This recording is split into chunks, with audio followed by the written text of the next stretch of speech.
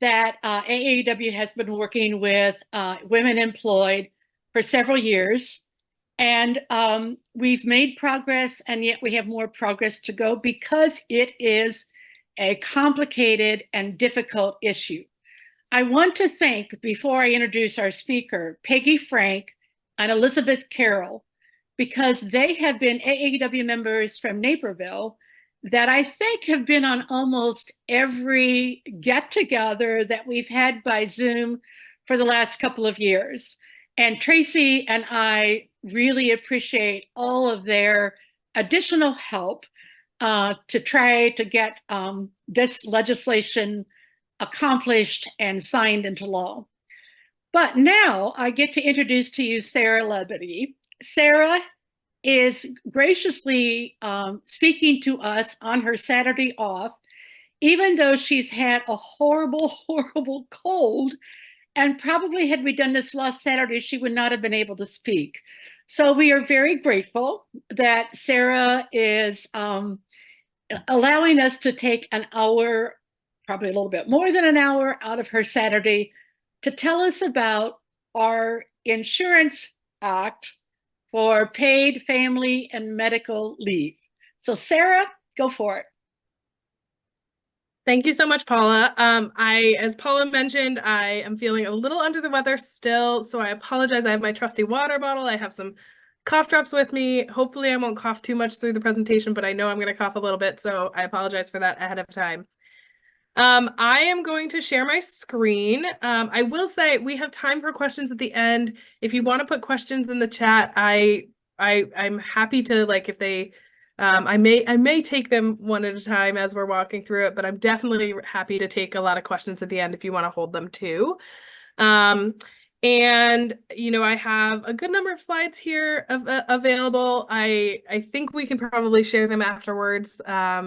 And I'll just get that out of the way now because I know that's always like the number one question is, will you share slides after? So we'll be happy to do so. And with that, I'm going to jump right in.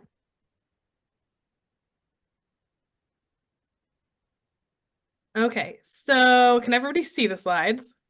Mm-hmm. All right, I'm seeing that's good. That's good. Okay, so excited to be here today to talk about paid family and medical leave and the work we're doing in Illinois, but also to kind of just generally talk more deeply about paid family and medical leave. My agenda, such as it is, or what I'm going to walk through today, is to talk a little bit about women employed, like who am I, why am I here, to talk about the basics of a paid family and medical leave program, or PFML program, because I don't want to ever assume that people in the room have some kind of, understanding. We'll talk very briefly, touch on the benefits of paid family and medical leave, and then what we mean by paid family and medical leave. We'll talk about what other states have done, and then efforts to secure paid family and medical leave in Illinois, and including those who are with us, some of the people who are joining our effort, and then those who currently oppose the effort, and then what we need in Illinois right now to get a paid family and medical leave bill across the finish line. And then, as I mentioned, we'll have time for some Q&A. So Women Employed just is a 50-year-old nonprofit advocacy and policy organization that's dedicated to improving the economic status of women and removing barriers to economic equity.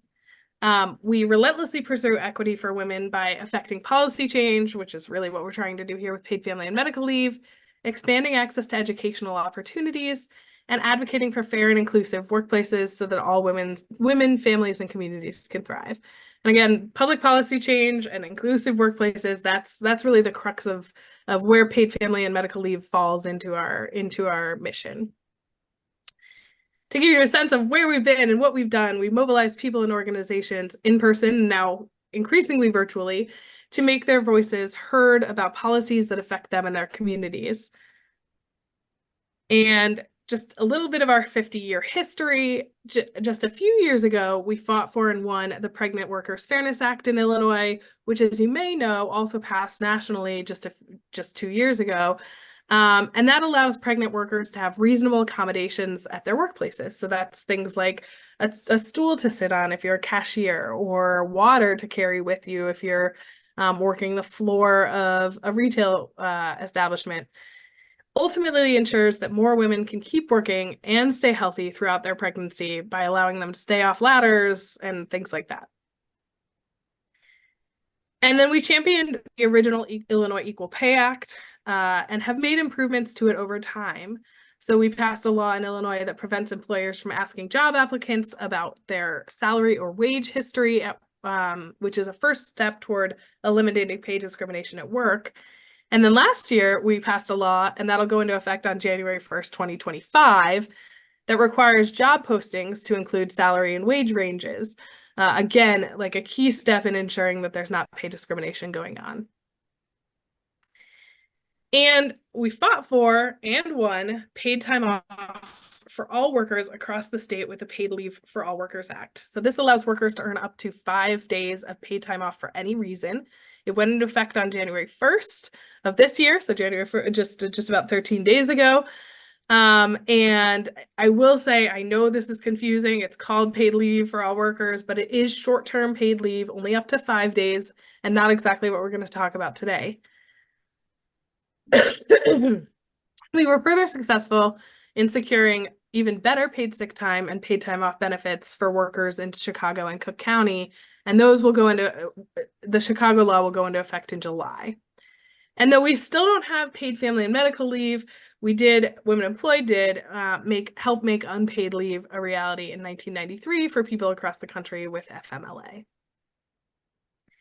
And then why specifically we work on paid family and medical leave, why I was asked to come here today, is because my organization, Women Employed, and more specifically, I lead the Illinois Time to Care Coalition, which is a diverse group of stakeholders who are committed to securing a paid family and medical leave program in the state. And AAUW and others have been a key piece of that role, or key piece of that coalition. It includes organizations, obviously, like AAUW, but also those that advocate on behalf of low-wage workers, early childhood educators, civil liberties, labor unions, women, caregivers, and more.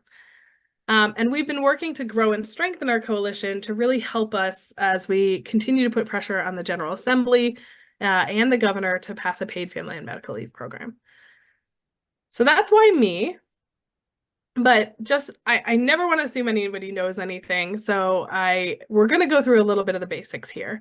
I don't think it will come as a surprise, but maybe it will for some of you, that that the United States has the sad honor of being the only industrialized nation without paid parental leave, and one of only 2 countries across the globe that doesn't provide some form of paid leave to new moms. So that's like a really terrible distinction, a really terrible group to be in, and one that, even though we may not be able to move the United States in the next couple of years, we hope to be able to move at least Illinois. And I want to touch on, there are so many benefits to paid leave, and this is just one example of some of those benefits. Because of who I'm talking to today, I thought I'd specifically lay out the benefits for women, but there are benefits for LGBTQ workers, there are benefits for children, obviously, there are benefits for small businesses.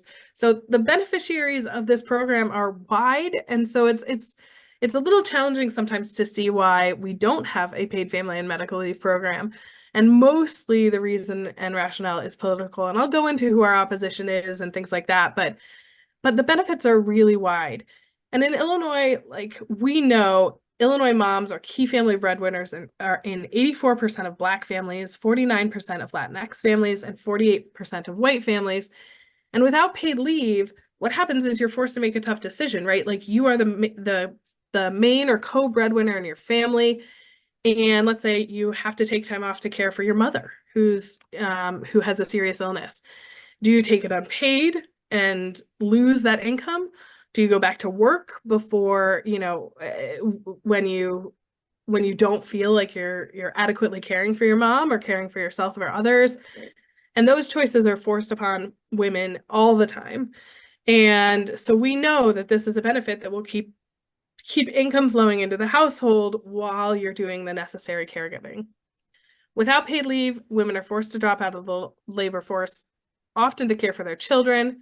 We know women shoulder this burden, and I know this is from 2020, but I just think that the pandemic's shown such a sharp light on some of the real impacts that women were feeling all the time, but like, you know, really forced the issue in 2020 in particular. And what we saw was 865,000 women dropped out of the labor force just in September of 2020 alone. That was more about 4 times the number of men who dropped out of the labor force at the same time.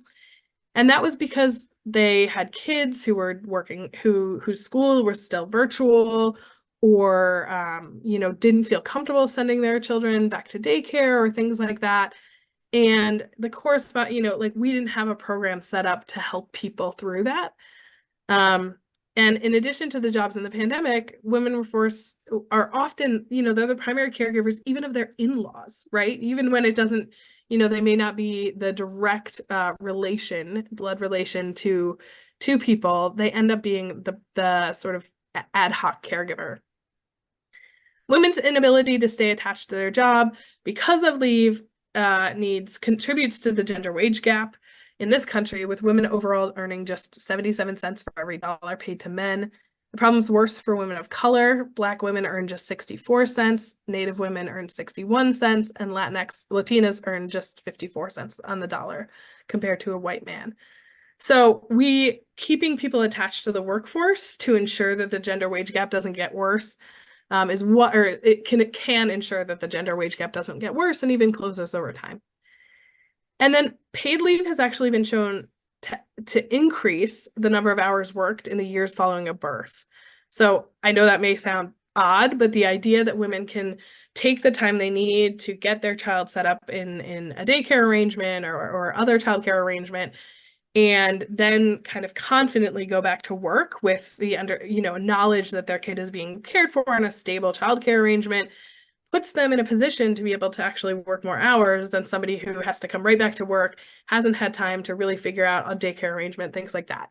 So new moms are more likely to stay in the workforce after having paid leave, and 54% more likely to report wage increases. So I'm going to walk through kind of what paid family and medical leave really means. And first up is the word paid. So we do have a national unpaid leave program. That's the Family and Medical Leave Act. And that turned 30 this year. So we've had 30 years of an unpaid national leave program. And in that time have not really made as much progress toward paid programs at the national level as we'd like. There's been a little bit of progress. I can touch on that later, but for the most part, we are still, you know, that 30 years is unchanged and unchallenged. The challenge is that even with a national program, in Illinois, 60% of workers still can't access FMLA, the Family and Medical Leave Act. And that's either because they aren't eligible, or they simply just can't afford to take unpaid leave. And when we break that down by race, in Illinois, Black and Latinx workers are 5% and 12% less likely than white workers to be eligible for or able to afford unpaid family leave, respectively. And then FMLA does have some provisions that mean that it's not as valuable. It only applies to businesses with 50 employees or more. And that leaves workers in small businesses, which are a really large share of our Illinois economy. Like 50% of workers work for small businesses. And that's a surprising number of progressive nonprofits, quite frankly. So we as a nonprofit, we got to come get our own. So those people are also without access to leave. They're not eligible. So when we ensure that leave is paid, we know more workers will be able to take advantage of it. And we are working on a program that is even more comprehensive and universal to ensure that there aren't limitations that are going to put people who just have the bad luck of working in the wrong industry or the wrong size employer of not being able to access leave. The goal would be that everyone has access to this program. So the next key element of the concept is captured by the word family. So that's not maternity, not paternity leave, that is family leave. We're talking about everybody who needs to take leave to care for children. So the best paid leave programs support the whole family, and that's independent of the makeup of the family as well.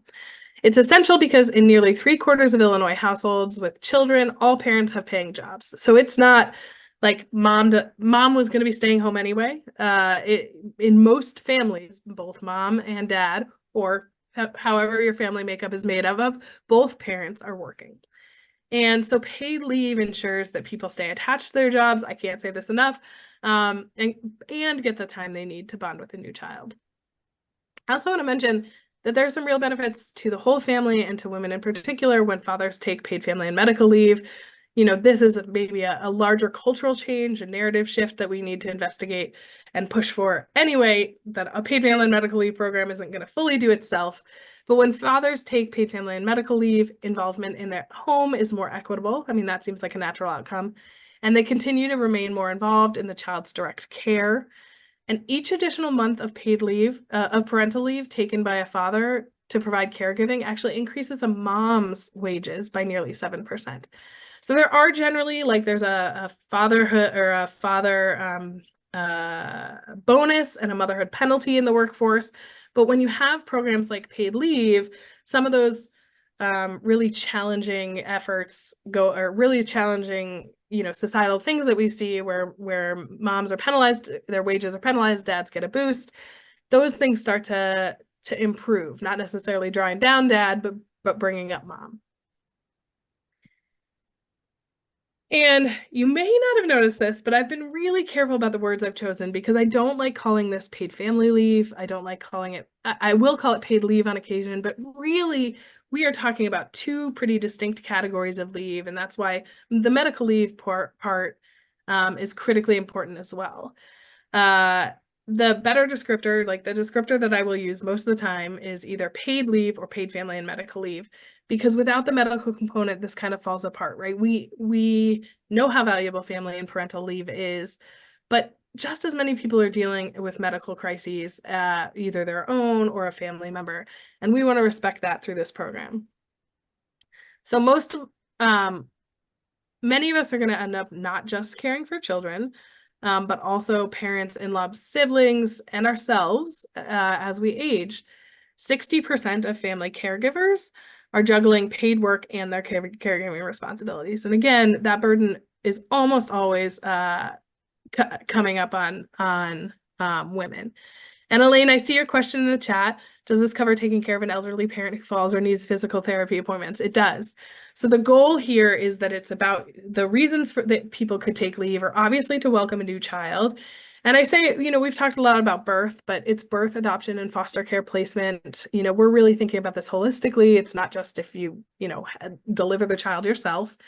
And then to address your own serious medical issues. So, if you have a cancer diagnosis or an injury that you need to take time off, and a family member. So if you need to be there for a parent's physical therapy appointments, or dialysis, or something where they need regular care, or even where they've taken a fall and they need care in their home because they're immobile, those kinds of things. So we're really thinking about this pretty holistically. There are two other reasons in the bill that we've been thinking about. One is related to military leave. I'm not going to go into detail, but it's basically about deployment and sort of leave that you might need as a result of that. And then the other is related to domestic and sexual violence, and really thinking through that. So all of these reasons for leave are in the bill, and that medical component, which in my opinion is anything medical, so it's your own or your family members, is something that we think is really essential. And so and without it. Oh, and the other thing that we do know is what we've learned from both existing programs that across the country and from FMLA is that the vast majority of people are actually using these programs for their own medical needs. So to take out the medical portion is sort of like not an option, because that is how most people access, or why most people access it. Parental leave is certainly a part of it. I don't want to downplay that, but the medical leave component is where I think people feel extremely thankful to be able to take the leave they need. And finally, I'm going to talk about leave. I'm sort of, making this up, but truthfully, it's a catch-all term and one that's used for other forms of paid leave other than paid family and medical leave. It is important to distinguish it. And I know I mentioned the Paid Leave for All Workers Act. There's also paid sick time or paid sick leave. Unhelpfully, kind of all of these things fall under the umbrella maybe of paid leave. But when we're talking about paid leave in this context, it's mostly paid family and medical leave. I will say, it's really unhelpful that the short-term paid time off program that I mentioned went into effect on the 1st of January is called the Paid Leave for All Workers Act. It is functionally paid time off. It's up to 5 days. It's not a paid family and medical leave program. The challenge we had, and I worked to pass that bill, the challenge we had when naming that bill is frankly just that it wasn't paid sick time. And so finding a term that was more broad, because it's time off you could use for any reason. You can go on vacation, you can go see your kid's school play. We wanted to make sure that it didn't seem too narrow, and call it something like paid sick time when it's not. At the same time, it's easily confused with paid leave. Paid family and medical leave is usually measured in weeks, not days. It's meant to be used for a serious illness or bonding with a new child. Paid sick leave or paid time off is usually shorter, just a few days a year. The Paid Leave for All Workers Act, up to 5 days, it's not enough time to care for a child or welcome a new child or address a serious illness. I do want to mention, though, the reality is that no matter the form of leave, this is a continuum of care. Both of these policies are essential. When you find out you're expecting, there are a number of prenatal appointments you need to go to. You may feel ill enough, to want to take some time off. You may travel to go visit family, things like that. So short-term paid time off makes it possible for you to make those prenatal appointments, to do the other things you need to do. The same is true if you find a lump. You have biopsies, you have baseline test appointments, you have meetings with oncologists and surgeons about treatment and options. And so all of that is something you can use the Paid Leave for All Workers Act, the short-term paid leave for. But when it comes to actually maintaining a healthy pregnancy, but that only helps you maintain a healthy pregnancy or get that treatment plan. It doesn't actually get you to recover from childbirth, bond with your new baby, or actually implement the treatment options. I am going to note also that sometimes employer policies make this a little bit confusing. So some employers, the way that they get to paid family and medical leave is not by actually just giving you paid family and medical leave. They tell you can carry over your sick time, up to a certain number of days. And so if you get 10 paid sick days a year, you can carry it over to, say, 60 days, and that'll give you a full 12 weeks of paid leave. But these policies require so much planning, which we know people don't, medical issues do not plan. And even planning to have a kid is really challenging. And it's a tough thing to say to somebody, you have to wait 6 years to have a child because you don't have the maternity leave you want. So the kind of paid leave program we're talking about here today is less dependent on your good health, your good luck, the employer you have, and more focused on providing leave when you need it. There has been some positive progress at the national level, as I mentioned. That includes an expansion of paid leave rights to federal employees. There was some emergency paid leave authorized during COVID under the Coronavirus Response Act and things like that. But with the current political division in Congress, securing a national program is tremendously unlikely. And that's true even though paid family and medical leave has broad support from Democrats, from Republicans, and from independents. Somehow, even with the just division in Congress, a democratically controlled Senate, a Republican-controlled House, we have not been able to move this. And there was some effort under Build Back Better, but it never really got rolling. However, what the nation has failed to do, states have taken it on to do themselves. So 13 states and the District of Columbia now have some form of paid family and medical leave. And it started on the coasts, as so many progressive policies do. But even some states that, we may not generally expect to be on the forefront or the vanguard have begun to create their own programs, like Colorado and Minnesota. And even Michigan is, I'm being told, likely to pass a program in the next year or two. So we're going to have some neighbors who have paid family and medical leave maybe before we do. It is our hope and our expectation that the more states that start to pass programs, especially states in the Midwest or that are considered less progressive, the more pressure it's going to put on Illinois to do the same. And quite frankly, I don't know who or how people have been involved in sort of politics or things like this.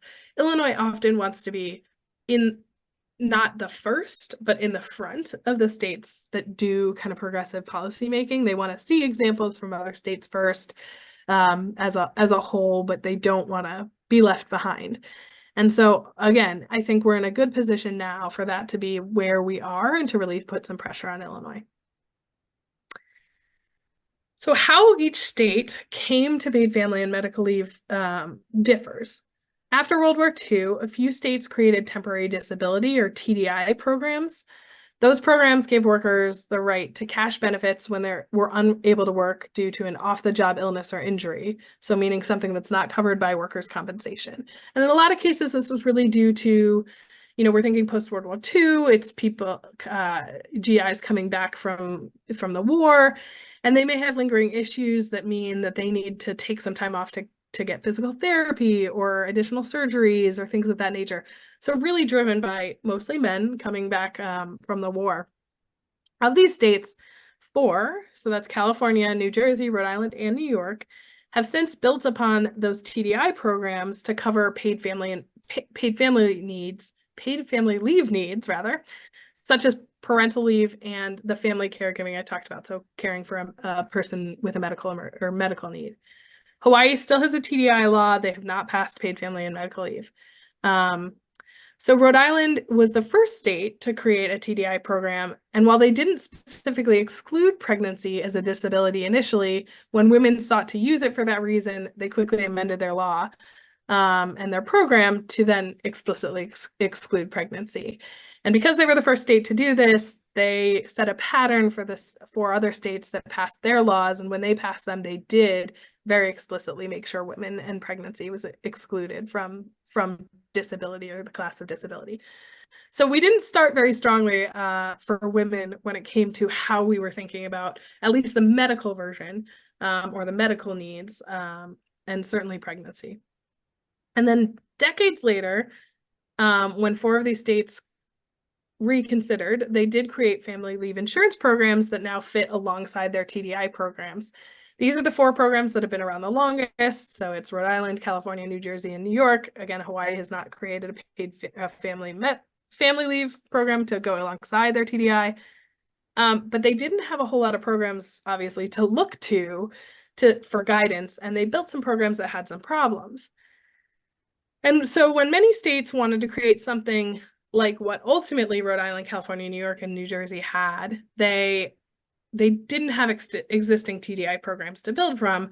So that's the same situation Illinois is in. We do not have a state-run TDI program, a temporary disability program. They were able to start from scratch, which is great, and create a single comprehensive paid family and medical leave program that allowed people to use leave for multiple reasons, including both medical and parental.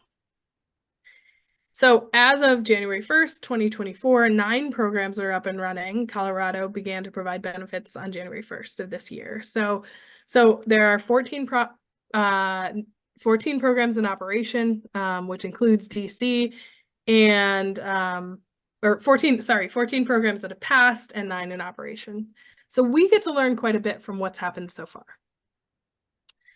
I do want to mention, many of the comprehensive programs have learned from what happened in these TDI and family leave insurance combination states about what works and what doesn't. And when they created their programs, they built those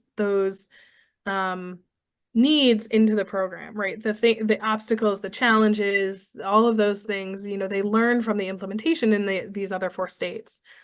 So for instance, California's program initially only replaced about 60% of workers' wages. So when workers were taking the time off, they got a 40% pay cut. That made it almost impossible for low-wage workers who were already barely scraping by on their full income to take advantage of the program. And the program was therefore inequitable and mostly benefited higher-wage workers or double-income families. In some cases, those workers would have had employer-sponsored paid leave anyway. So recognizing the error of their ways, last year, California workers fought to improve the wage replacement rate, and they passed a law creating a tiered system which ensured that low-wage earners were getting 90% of their wages back.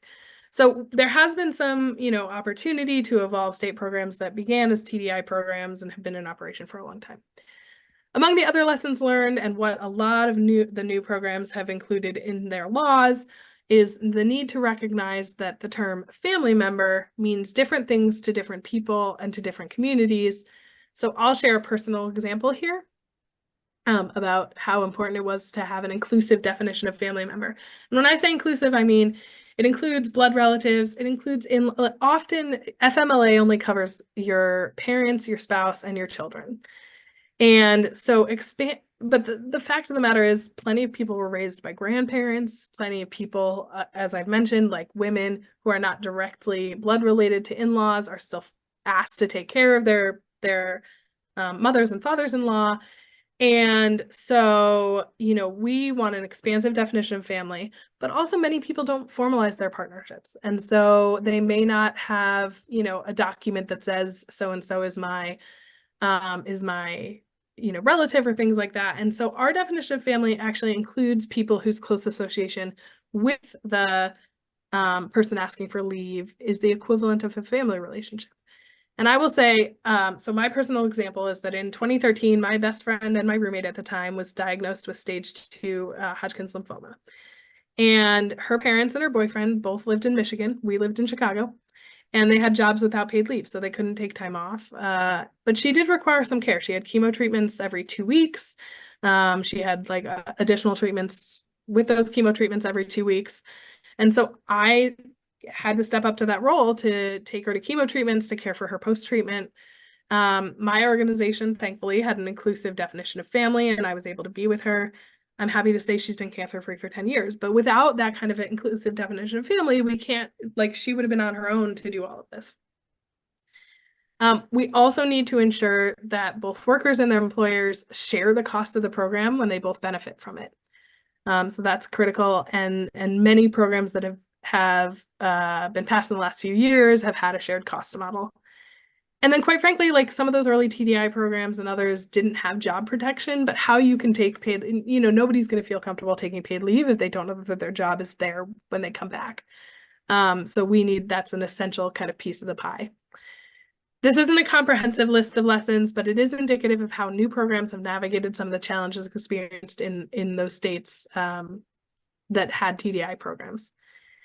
And while there are some improvements that states with legacy programs have been able to secure, so like California, have been able to improve the wage replacement rate, there are plenty that even though, California is a very progressive state, the workers in those states have been fighting for years for things like a shared cost model, and they haven't been able to change them.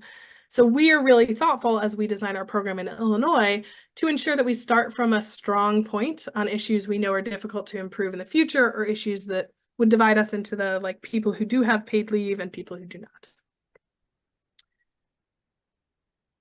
So what are we doing in Illinois?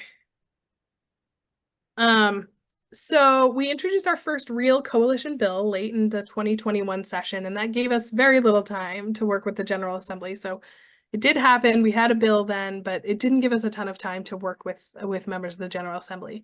We also shifted some of the efforts during that summer to work on national legislation. If those of you remember back to the summer of 21, we had high hopes. I think that the Build Back Better Act would pass and that paid family and medical leave would be inside that bill. We got very close, a little bit of a roadblock from West Virginia, but came very close to that.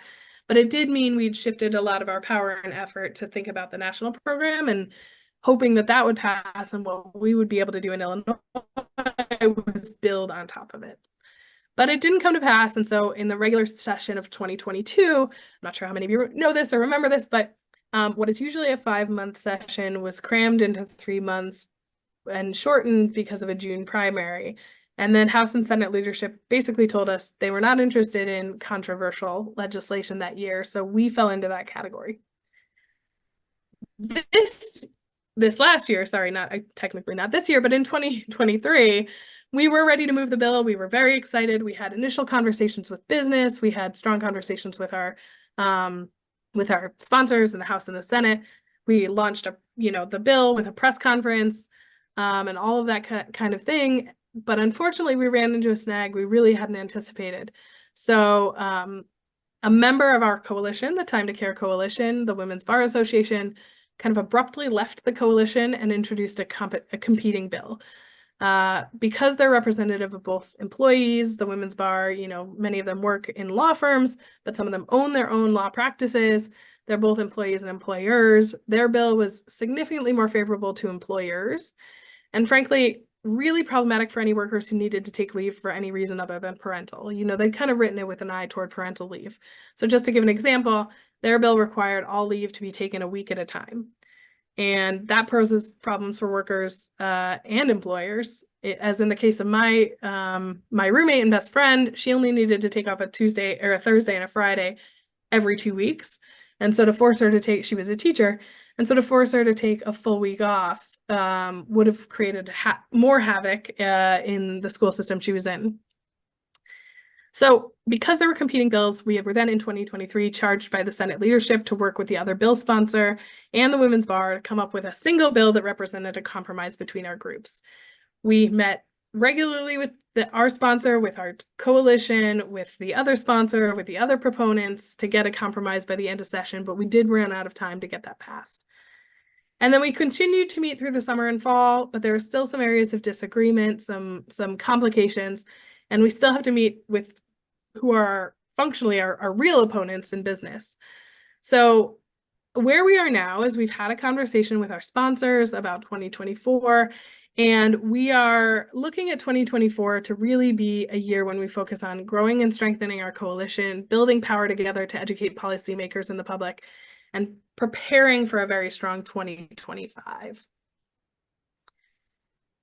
Just looking at, we have intentionally built our coalition to ensure we have representation from a wide variety of stakeholders and wide variety of voices. It's critical that we have, for instance, organizations representing business. So we have the Small Business Majority with us, or the Raise the Floor Alliance, which works with folks in non-traditional work arrangements like gig work and temp work. It helps us understand how best to structure the program to make sure it's meeting the needs of all workers and even of small businesses. As we continue to grow, we're going to continue to think about the voices that we need. And frankly, we need to have more representation from outside of Chicagoland too. I'll talk about how you may be able to help us with that later. And we do have a strong coalition, but we also need strong support in the legislature on our original bill. So this is not the bill we've been working on with the Women's Bar Association. Excuse me. We had 20 Senate co-sponsors. We have a chief sponsor and then 20 Senate co-sponsors, and then we had chief sponsor in the House and 17 House co-sponsors. We've also presented to the House Progressive Caucus about the bill and secured support from them. It's a strong showing from both chambers on a very progressive bill. The original coalition bill was 26 weeks of leave, and our hope is we can transform these co-sponsors into champions for the new bill as we move into 2024. However, all this support has not really moved our opposition. We have plenty of opponents, and that's largely members of the business community. The reasons for opposition are varied, but a couple things we've been told, a couple key items. So some employers oppose paying into the program at all. This is a non-negotiable for the coalition. As I mentioned, California, they don't have a shared cost model. They have never been able to secure one. So this is something we don't think is something we could evolve in the future. And it's really important for us that those costs are shared. Some employers are either confused by or acting as if they're confused by the difference between this program and the Paid Leave for All Workers Act, and sort of, saying, didn't we just pass the paid leave? And many employers are frustrated overall by the passage of bills that they think are anti-business. So that's things like the Paid Leave for All Workers Act, but there were also some things passed in Chicago, like eliminating the sub-minimum wage for tipped workers. And so overall, their sort of drumbeat is all of this stuff is too anti-business and you can't put more on us. And then some employers simply oppose any kind of mandate. What I should mention here, before I go deeply into this, this is opposition. These are people who are actually opposed. I think there's also a real opportunity to engage more people who are maybe neutral or indifferent. And so opposition is certainly one of our obstacles to overcome, but it's also important that we think about, like, the governor has not been tremendously supportive of paid family and medical leave. That's not to say he doesn't support it, it's just not on his sort of agenda. Similarly, we've heard from the Illinois AFL-CIO, the union, that they are not hearing this drumbeat from a lot of their affiliates, and so it's not, a key part of their agenda. So overcoming opposition is definitely one key obstacle, but even overcoming some indifference and transforming people who are generally supportive of paid leave but not championing it at this moment is going to be part of our work too. So I mentioned that we expect to be using 2024 to really build power, but that doesn't mean we're not going to need advocates and people like you. Quite frankly, I think we're going to need this like groundswell to get this across the finish line. I will say one example of what we need now. I shared my personal story of how I use paid leave, but we need more and more stories about people who need or needed paid leave. I think mostly those who didn't have it are the most compelling stories. And we share, we have a great number of statistics and numbers that we share with policy members, that we share, or policymakers and the public, but no amount of data makes this feel real the way people's actual lived experiences do, and the way people who tell their stories can really like tug at somebody's heartstrings. And then we also need you to express your support for a comprehensive, inclusive, paid family and medical leave program with everyone you're coming across. And that includes obviously your elected officials and others. But I mean, this, we want to get to this groundswell. We need to be talking about this with our neighbors, with our friends, with our family, with our church groups, with our book clubs, with volunteer organizations. So having those conversations with a wide variety of stakeholders and getting them engaged and excited is really critical. So I think I ran a little bit over, but hopefully we still have a good amount of time for Q&A. I will drop the slides. I can always put them back up, but we do have a website. The website is iltimetocare.org. And then these are how you can contact me. This is my phone number and my email. And I'm happy to answer any questions. So I'm going to drop the slides and see if we have them. Thank you so very much, Sarah. You managed to do your speech extraordinarily well, considering your circumstances. We appreciate that. One thing I wanted to share is that the AAUW lobbyist has been a part of the coalition to negotiate, and I know she's been frustrated by that. I mean, there's been good times and then not so good times. So your lobbyist is certainly involved at a higher level to help make this happen. Are there any questions that anyone would like to ask? I mean, Sarah did a fabulous job. So if there's I do see one question from Karen in the chat that I don't think I've addressed, which is where can we view the evolving bill? So we haven't introduced it yet. I'm sort of hesitant to share it because I don't want, it to be really out there with things in it that we still don't support. So I am, so once it's introduced, I can make sure that, Paula will have access to it and we can share it around. But at the moment, I think we're still working out some fine details, and so I don't really want it public and out in the world. We will be happy. Tracy and I will be happy. I think what I would prefer is a fact sheet. And yeah, we can certainly share a fact sheet. Jenny gets fact sheets, and as soon as she gets them, we're happy to share them with our public policy folks. But if anybody else wants it, we were happy to share it with any of our members. This is really, I mean, it's a complicated issue, but it really is a way of helping women with pay equity and pension equity. And both of those we suffer from and have for decades. So this is a really important issue, and anything you can do if your legislators were listed and we can get that information out to you, thank them and let them know, great, you're doing something wonderful, keep it up. And if they haven't been listed, then you might bug them. Actually do bug them. 100%. So any other questions?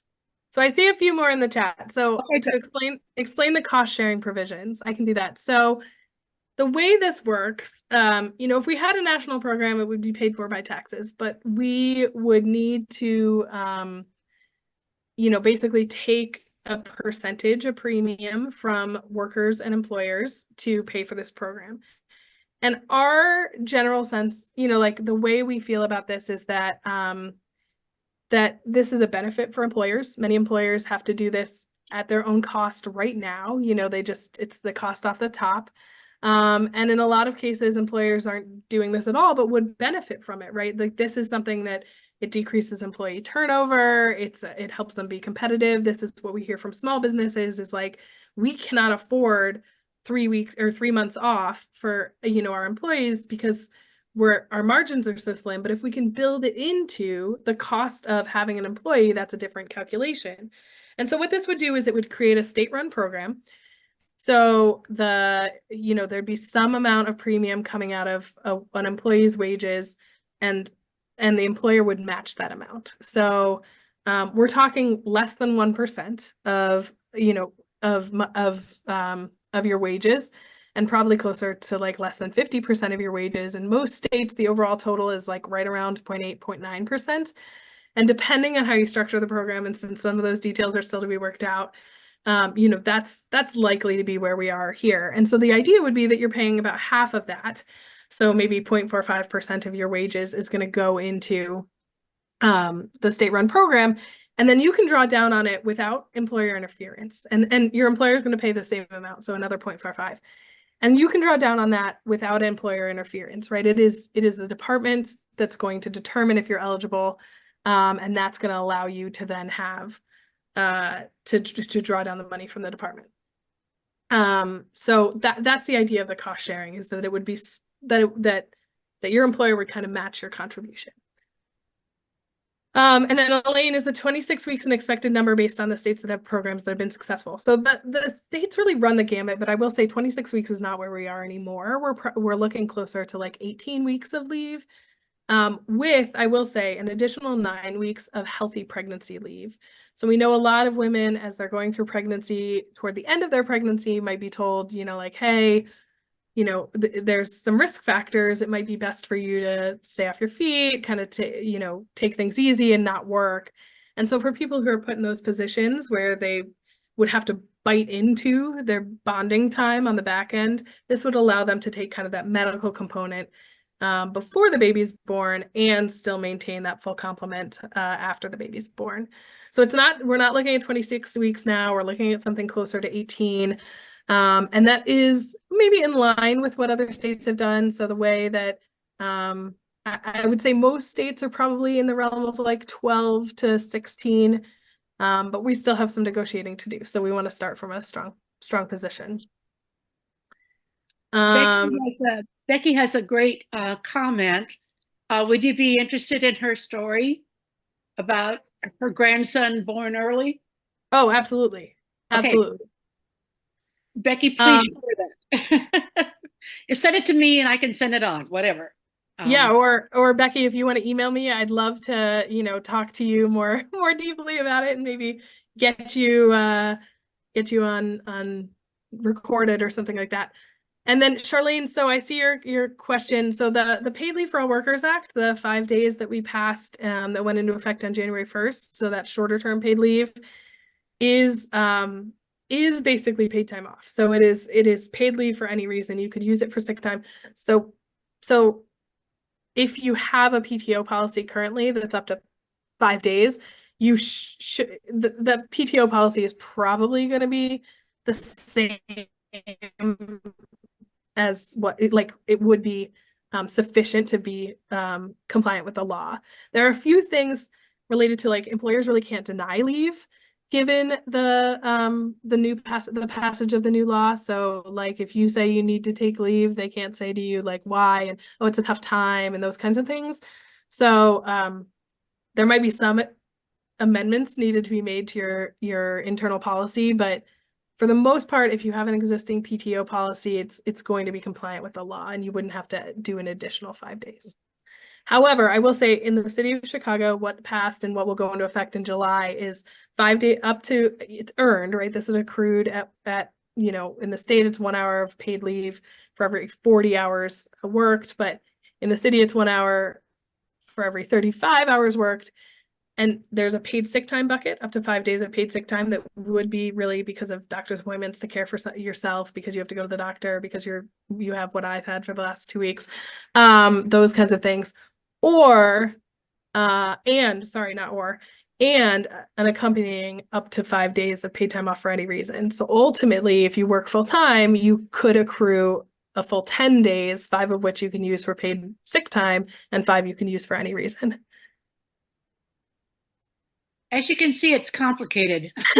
Yeah, and that's not even paid family and medical leave, right? That's already passed. That's going to go into effect. So excited that those things are happening and that they will, I think, add tremendous benefit. As I mentioned, though, it's a continuum of care. You can get to those appointments, but once you have a treatment plan, if you don't have the time off to actually take your treatment, to do your treatment, it's not that helpful.